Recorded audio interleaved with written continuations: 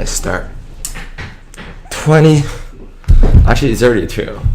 Let's talk about 2 topics. First one is debate-driven philosophy. And then I'm going to talk about some of the back information history about system philosophy. Reason why I'm going to talk about debate-driven philosophy is the fact that philosophy should be more for the public. Why? Debate-driven philosophy is fast, is free-roaming, and is a fast way to get a philosophy approved through debate and strong arguments. You may be confused, is that why? Isn't philosophy supposed to be scientific, where first you have an idea, then you write a book on it, then you submit the book for peer review, then after peer review, then you send it to a publisher. Then a publisher would say, oh, your book is good, and I'm going to peer review it again. I'm going to verify and review your book and the concept of your book before releasing it, before publication. Then after they approve it, after in countries like China, in which the government will have to take a look and they will add certain censorship regarding to religion. And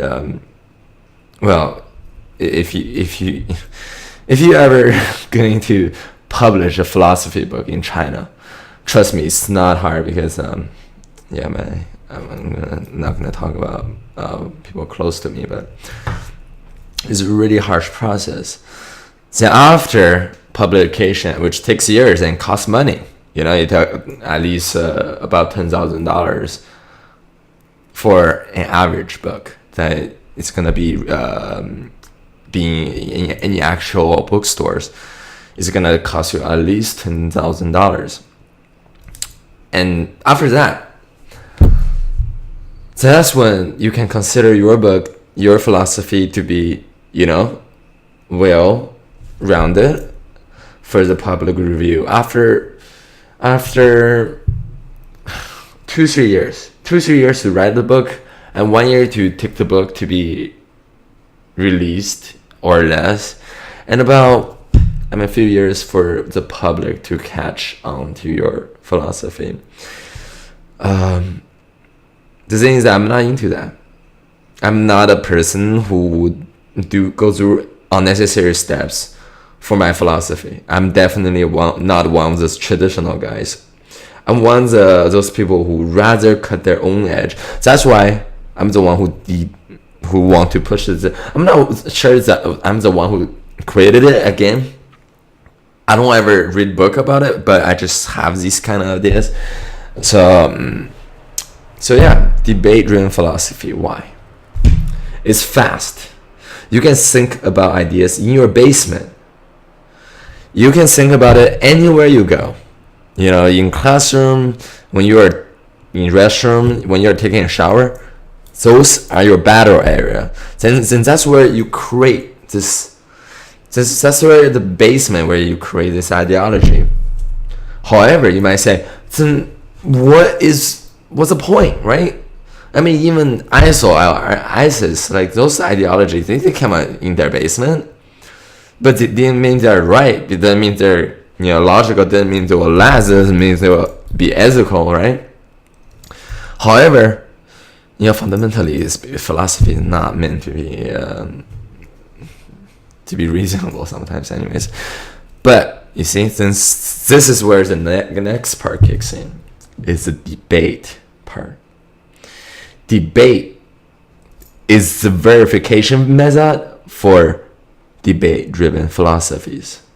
Basically, debate-driven is debate plus time. Basically, what it means is that there will be an open platform where philosophers, even in real life or in online or discussion, where a group of philosophers will gather up. Well, not a group of philosophers, but anyone can join into the debate.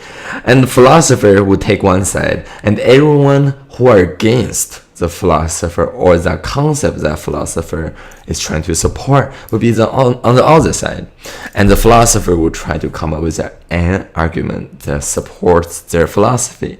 And everyone else in this entire planet can argue against the philosopher and come up with a counter argument against the philosophy, trying to kill the philosophy that the philosopher is trying to support. And the philosopher will try to counter that counter objection by everyone else. And then what will be the judgment, right? The judgment is the logic. There will be third-party judges who put their reputation on the line. Well, and he will decide which side is correct. And even judges will have judges, and the public will be the judges of the judges. That's how it works. Debate-driven philosophy. If you say, is it efficient? Well, it is very efficient because publication takes years. And it's not always correct because peer review is not the entire society. And trust me, the society does not care about philosophy. That's why philosophy is dead. Philosophers couldn't find a job. I'm not even majoring. I'm not technically... Let's just say my unofficial resume is all about computer science, computer and technology. I would never put philosophy in my actual resume if I'm going to apply to a job. That's how, you might say you at Harvard, you spend nearly 6 years on philosophy. Your family spent almost their life on philosophy. And I got to tell you, on the outside world, I'm not a philosopher. I'm a computer scientist. That's how philosophy getting to a step where nobody cares anymore. Because why is not public driven? It's not debate driven. It's all about getting your book published and nobody give a shit. Nobody ever read a philosophy book. Ever. Nobody ever. Harry Potter read more people buy fucking Harry Potter than fucking any philosophy book. And only exception is religion book, which is Bible. The only exception is Bible. And why that 5,000 years and now Jesus did not publish that book? It's so many various brand of people, like there are hundreds of philosophers. Oh my god, thousands of Bibles. Yeah, I'm not. When it gets to that, I get really emotional. I'm just not gonna talk about it for a while.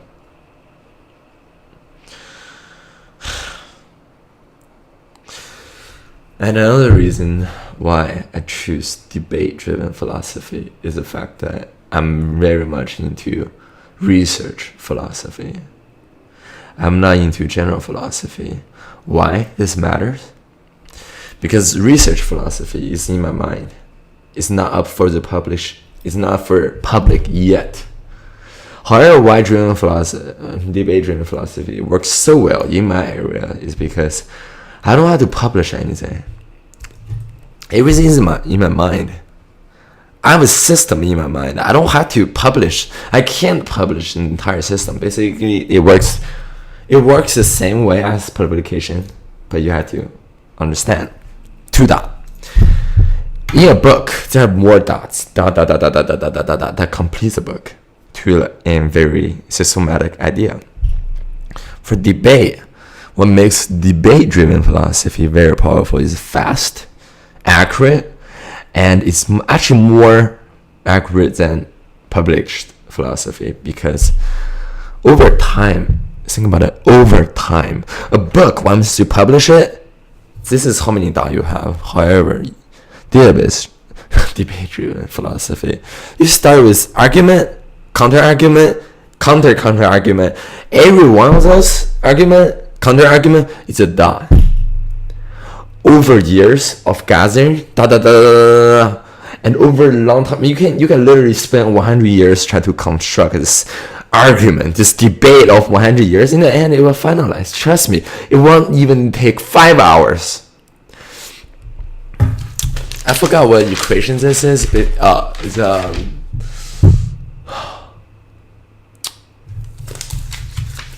forgot the term. It's basically how philosophy, and this is over time, philosophy over time to perfection, it will reach to closer and closer to perfection to a point that to pursue that error space is not necessary anymore. It's going up to what is it called? Exponential, but based on a limit. Oh my god. Yeah. I know the thing about my working in philosophy that I think everyone should understand by now is that I believe language it should be a fast way and accurate way of communication. Sometimes I forget about terms when it's not often used. Yeah. Let me clear my mind for a little bit. So yeah, debate-driven philosophy. I want people to. I'm not gonna say this is gonna become mainstream anywhere soon. Within 50 years. That's why, I'm playing this game in a long term. I started in philosophy before I was even 18. Before I was even in college. And, I'm playing this game in a long term. If you don't like it, if this current standard doesn't really necessarily like it, not because it's reason, not because it's logical, just because it's rules, it's traditional. Well, I'm gonna let time go over it a little bit. You know why? Because technology, philosophers, you hard to say this, but traditional philosophers, they start use technology, right? Technology comes with a lot of philosophy within itself. When you use technology, it leans you towards certain philosophical bias. And that bias, trust me, is leaning towards debate-driven philosophy, not traditional ones. Let me think about it. I just want you to think about it. Again, this is the same as published book, and this goes with conceptual dotting even more than published book. And I don't want to judge someone that is close to me, but philosopher who have great range of experience, who have a multiple book published, they couldn't win debate against me. It's kind of sad, That's why I'm a conflict-driven philosopher who fights, who punches people in debate, rather than write a book that is hide myself in the basement. To get for years, nobody gonna read your book, even if it is good, because nobody read book anymore. Nobody even buy philosophy book. Like even student nowadays doesn't buy book, and then it's gonna be like that. Nobody's gonna do that. That's just first retarded. Well, I'm gonna say that we're retarded. Let's jump to the next section. Is that Harvard? Debate-driven philosophy. Wow, how wild. This is like street fighting philosophy. You fight people on the street. But is it? Let me tell you, no. In high school years, I spent every day in class. And, I got really poor grade in my high school years. What's funny is that my current GPA in college is double of what I was in high school. That's how funny it is. In college is even harder, right? But my GPA is in college is twice.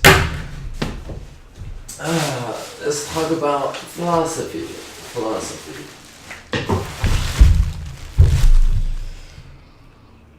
People say I don't write. Is that true? I don't write.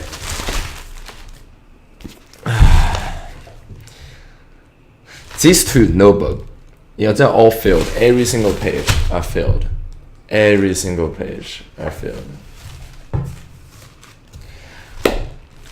These two notebooks are my entire effort on system philosophy. To Zeke. Every page is filled. Well, not every page, but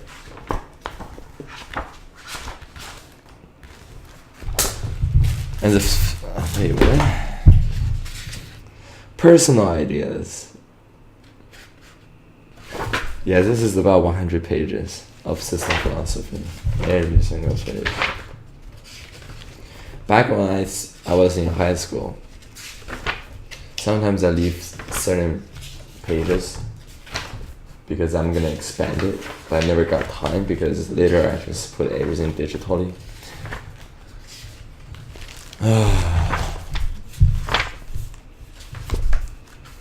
The entire book until the very end. Same as this one. Entire book. Personal ideas part 2.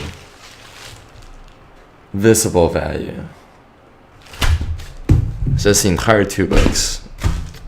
One system philosophy. Value system. This is not even system philosophy. How long does it take? 15. Oh yeah, the camera stopped at 20, so I only have 4 minutes. I started writing philosophy. Notebook like this. Even there's a third notebook. Notebook like this. Just a note. Just on notes. Like diary. This is before I even started putting content on my website. I started with books 1, 2, 3, 4, which total up to about 2 books. And these books are very compressed because they're diaries. You know how like when you go through the entire day of philosophy thinking, you put summary in diaries pretty much. And these are the summaries. 3 of these. And then I started on web concepts, which is 200 pages of content. Starting the website and their research log, which is all digital. I converted all of them digitally, which is about 5 times of all of these. And then all the videos and what is it called? Audiobooks. All of these. Just to support philosophy ideas. And then people might say, you know what? How do I say this? People think that I spent 6 years on philosophy without publish anything. Therefore, I lost the game of being formal. Because I was never a formal philosopher. I was always a philosopher who defines the existing laws, who wants to try something new completely, and that's what I do, right? See, so a lot of people like who are into system philosophy are a philosopher graduates who wants more than just boring philosophy that nobody gave a crap about in current society. Again, I don't want to talk too much between my personal dealing with philosophy, but in this society, philosophy is dead. Again, I have to emphasize philosophy, traditional philosophy is dead. Debate-driven philosophy will be the next step, and the system philosophy will be the last step. I know how I just want people to prove it over time. That's why I'm not even worried, you know. That's why I choose to major in computer science rather than philosophy, is because I know philosophy is currently a field with many people who are just stubborn-minded. Even professors are relatively. Maybe in the future you guys can do some. 1 minute, do some ask some of the professor that I was in their class for. You'll see. Try to do some research, but I'm not expecting anyone to do research right now because my system philosophy is not even published. So as this summarizes, thank you for watching. This concludes everyone, which concludes 2 topics.